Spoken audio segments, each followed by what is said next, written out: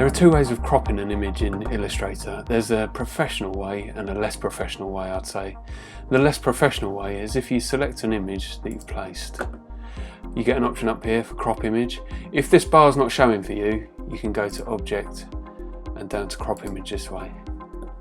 You get a warning there that's telling you it's going to embed that image into your Illustrator file.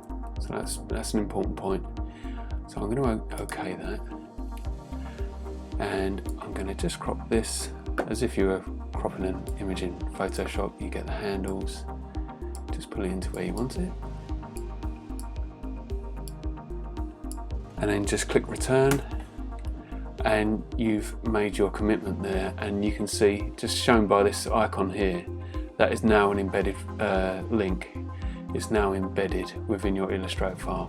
Now I think that's a little bit unprofessional because it's quite a commitment. It doesn't give you any flexibility.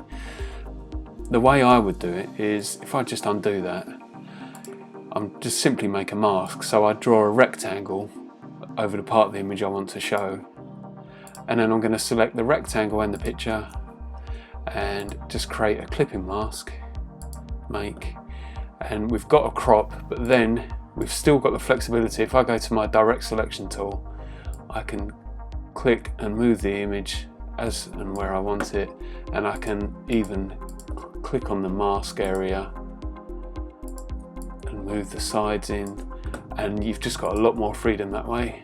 And also your image isn't embedded, so if I wanted to make changes in this in Photoshop, for example, I can do that outside of Illustrator, and then it will just automatically update when I come back into Illustrator. Hope that's helped. Let me know any comments below and I'll get back to you, and we'll see you again for the next one.